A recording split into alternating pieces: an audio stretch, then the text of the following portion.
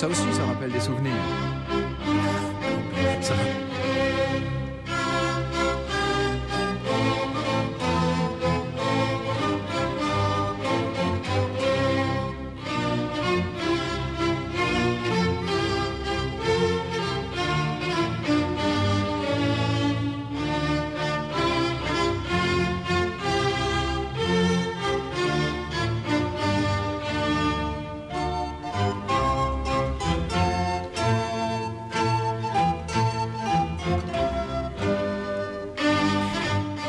Et voici l'indicatif qui va nous accompagner toute la semaine pour ce grand destin. C'est l'indicatif des Rois Maudits. Mon micro était encore ouvert, donc on m'a entendu dire ça aussi, ça rappelle des souvenirs. Exactement. Évidemment, c'est Les Rois Maudits de Marcel Julien, mis en image par Marcel Barma, d'après Maurice Druon. Évidemment. Et il va falloir s'habituer effectivement à cette musique des Rois Maudits, puisqu'elle va nous accompagner toute la semaine pour ce grand destin consacré à la duchesse d'Aquitaine, qui a occupé une place centrale dans l'histoire du XIIe siècle. Oui, elle était belle, elle était fastueuse et fantasque, et insaisissable aussi, cette Aliénor que dans les pays de langue d'oïl on a longtemps appelée Éléonore de Guyenne, cette Aliénor d'Aquitaine aussi brillante à Poitiers dans ses beaux atours que fulgurante aux croisades dans sa tenue de campagne. Voilà un personnage dont le souvenir a bercé mon enfance, moi qui suis de Poitiers, vous imaginez, la capitale du Poitou, aujourd'hui encore, reste baignée par le souvenir de cette duchesse d'Aquitaine qui a tenu là une cour très brillante et a durablement marqué la ville de son empreinte.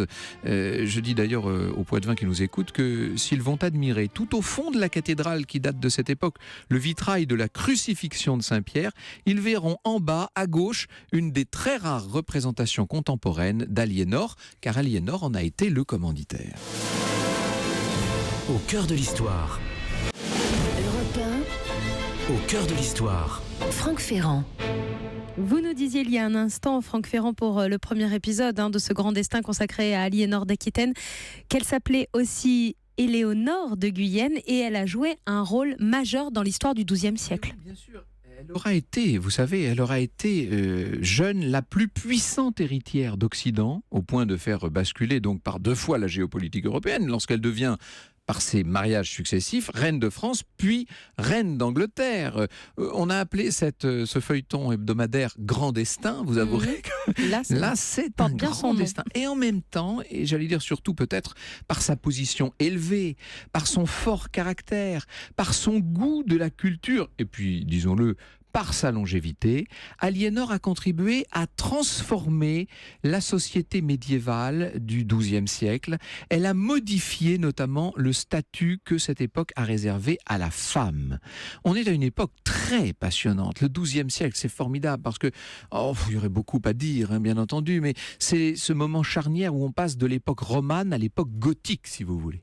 C'est le moment où l'on passe d'un univers qui appartient à la philosophie de Saint-Augustin vers un univers qui est celui de saint Thomas d'Aquin, de l'expérience et du renouvellement d'une certaine façon. On passe aussi de la féodalité, avec tout ce que ça pouvait représenter, à la royauté, qui à l'époque était un grand progrès.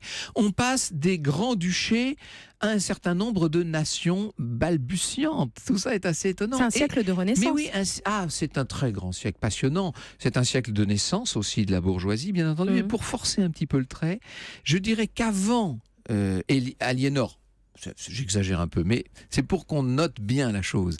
Avant elle, les hommes avaient tendance à disposer à leur gré des femmes.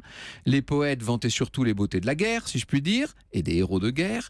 Et après Aliénor, ou en tout cas grâce à elle, grâce à ces cours d'amour qu'elle va instituer, les galants seigneurs vont se mettre au service de leurs gentes dames, tandis que les troubadours et les ménestrels vont chanter les douceurs de l'amour courtois. Vous avouerez que c'est nettement plus raffiné.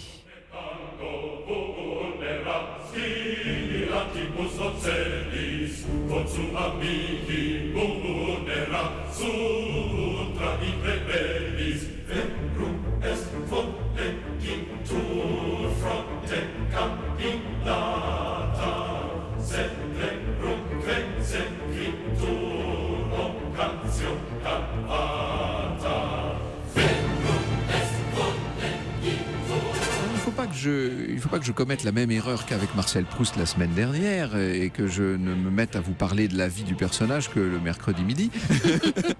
Donc si vous voulez, on va entrer dans l'existence de cette jeune Aliénor qui a 15 ans tout juste quand son père, le très puissant duc d'Aquitaine, qui est une sorte de géant de 38 ans, vient à mourir sur le chemin de Compostelle.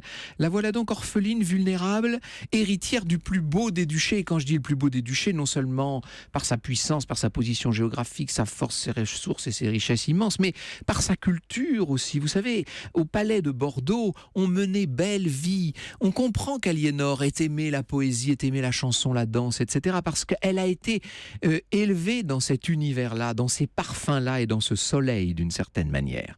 Avant de rendre l'âme, son père, le duc Guillaume, avait tout de même eu le temps de dépêcher un messager à son seul suzerain, le roi de France, qui est donc suzerain du duc d'Aquitaine, qui lui doit fidélité.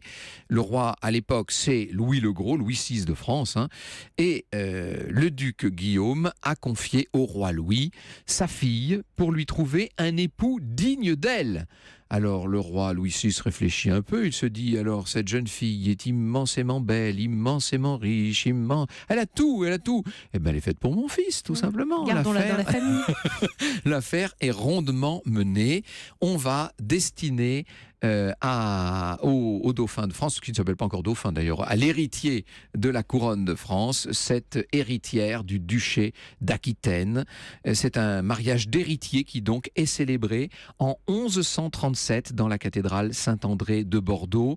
Une jeune orpheline de 15 ans qui apporte dans sa corbeille nuptiale l'Ouari d'Aquitaine, comme on disait. Autant vous dire carrément tout le sud-ouest de la France actuelle, depuis les Pyrénées jusqu'à Poitiers, et même un petit peu au-delà. Elle est unie devant Dieu à ce jeune prince de 17 ans qui va hériter un jour de la couronne de France.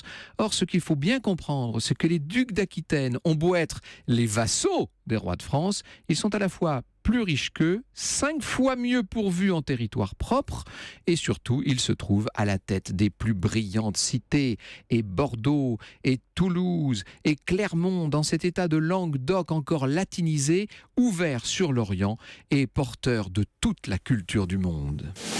Europe Au cœur de l'histoire. 1, Europe Au cœur de l'histoire. 1, Franck Ferrand. Et toute cette semaine, pour le grand destin, vous nous emmenez sur les traces d'Aliénor d'Aquitaine. Alors là, elle a 15 ans.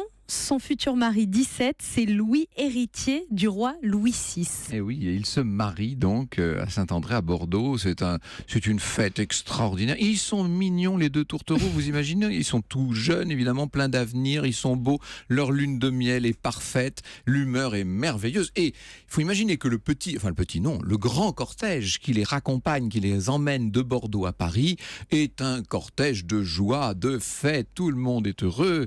Et on est à peu près à mi-chemin quand on arrive à Poitiers, justement. On entre dans la ville de Poitiers par le pont de Montier-Neuf, et là arrive un messager à cheval qui apporte une nouvelle fracassante. Le roi Louis VI vient de mourir. Les voilà donc, eux qui viennent de se marier, là, il y a quelques petites semaines seulement, les voilà ces gamins propulsés sur le trône de France. Ils sont dès à présent le roi Louis VII et la reine Éléonore de France. C'est quand même incroyable. Alors ils vont rentrer à Paris. Pour Aliénor, Paris, c'est pas Bordeaux, évidemment. Il faut imaginer ce que ce peut être que Paris à l'époque. Le palais de la cité de l'époque, c'est gris, c'est sale, c'est triste, puis il pleut tout le temps. Ça n'a pas tellement changé entre nous, soit dit. Enfin si, là en ce moment on est plutôt gâtés. En réalité, ce qu'il faut vous dire aussi, c'est que cette merveilleuse façade de jeune couple parfait cache en vérité une opposition de caractère entre Aliénor et son mari. Lui est un jeune souverain pénétré de religion. Il ne pense qu'à ça. Vous savez, il est constamment dans la prière, dans la contrition, dans les actions de grâce. Enfin, c'est quasiment un jeune moine d'une certaine manière. Il se destinait du reste à la vie monastique quand la mort accidentelle de son frère aîné l'a renvoyé à la vie civile, mais il ne s'y est jamais vraiment fait. Dans son esprit, il est resté un clerc d'une certaine façon. Et elle, on ne peut pas dire qu'elle soit pénétrée de religion. Aliénor, c'est autre chose, pas si vous passion. voulez. Non, c'est un autre. Elle a d'autres priorités dans l'existence. Alors, au-delà d'une question de tempérament, c'est une question aussi d'existence politique pour le roi de France. N'oubliez pas qu'à cette époque, la seule légitimité des rois de France, en tant que suzerains de leurs vassaux, qui sont des vassaux tellement puissants, tellement dangereux, c'est précisément le caractère religieux de leur sacre. Eux sont, contrairement à tous les autres, eux sont des souverains par la grâce de Dieu. Or, Louis VII est conscient, bien sûr, de cette sacralité. Il la vit à chaque instant de sa vie. Il est le lieutenant de Dieu sur terre. Et donc, en face, vous avez une Aliénor qui descend d'une lignée de ducs d'Aquitaine dont la piété n'était sûrement pas la première vertu. Son propre grand-père, qui se voulait poète, affichait un paganisme inspiré des antiques. Autant vous dire que toutes les soirées à Bordeaux finissaient par des bacchanales qui ressemblaient quand même pas mal à des orgies. La jeune reine a appris à vivre très librement et elle est excédée de ce qu'elle considère comme les bondieuseries de son époux. Or, son tempérament à elle est emporté. Il ne faut pas oublier, vous allez voir jusqu'où. Et vous allez voir que ça ne s'arrêtera jamais. Elle s'oppose par ailleurs à la prudence du roi. Il est toujours prudent, il réfléchit à tout. Il est d'un tempérament frileux, si vous voulez, alors qu'elle voudrait tout renverser sur son passage. Résultat, elle passe son temps à l'entraîner dans toutes sortes d'affaires plus ou moins profitables à la couronne de France, et notamment dans des conflits contre les vassaux. Le comte de Toulouse, le comte de Champagne, pour ne pas dire d'un certain nombre de prélats comme l'évêque de Bourges. Tous ces grands seigneurs vont devenir bientôt les ennemis personnels de la reine Éléonore. Ça pose de très graves difficultés à la couronne. Et puis, et c'est peut-être encore plus grave, les années passent et aucun enfant ne naît de cette union. Et à cette époque, pour une reine, la stérilité, c'est quasiment un crime. En tout cas, c'est un défaut très grave.